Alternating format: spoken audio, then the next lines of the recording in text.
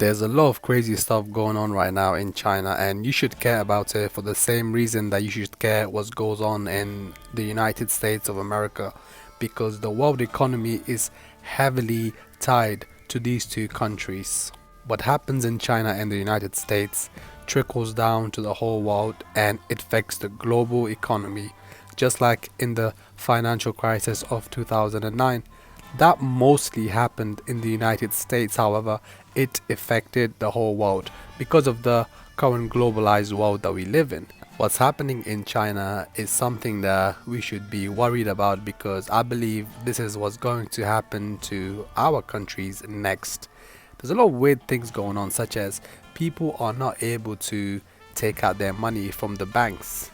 The same type of shit that's happening in Afghanistan. They are limited to how much they can take out, and in some cases, well, in a lot of cases, the people's deposits have completely disappeared, and there's no talk of actually refunding these. They've just completely disappeared for whatever reason. This is different than the social credit system that their banks have been frozen or whatnot. This is purely due to the high level of corruption and because their economy is going down the gutter. There are 1 million people who are not paying their mortgages right now in China because of the whole property real estate market that fell down, and they're starting to realize that that was a useless investment. People are buying houses and getting mortgages on them before the houses are even built on.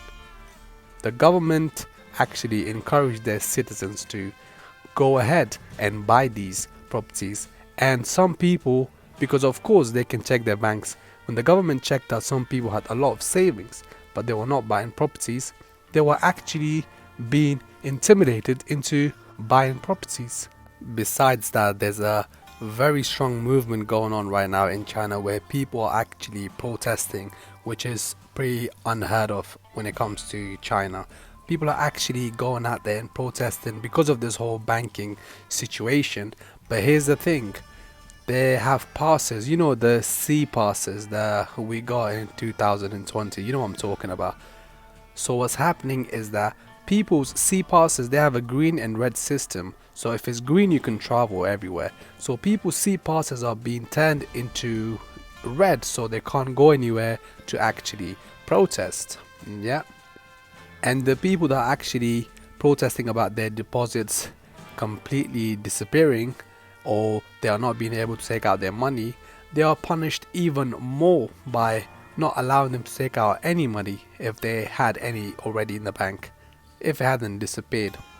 Besides that, billionaires are disappearing left and right in China, such as Jack Ma, you know, the guy from the Alibaba website.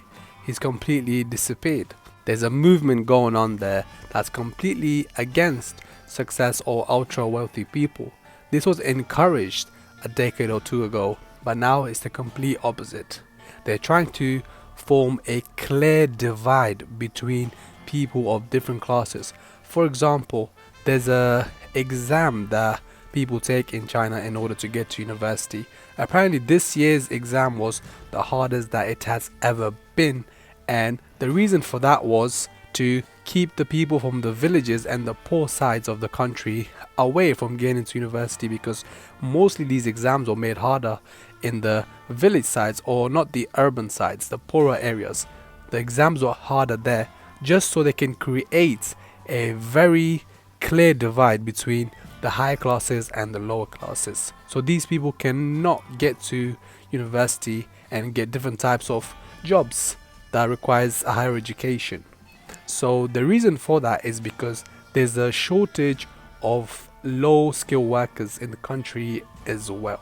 So there's a whole bunch of BS going on, and I think this is bound to happen to our countries very soon.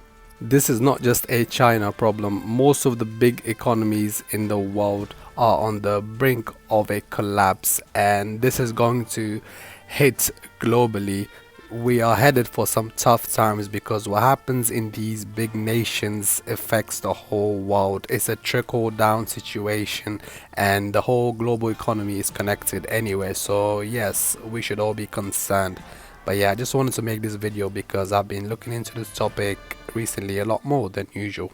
I'm out. Peace.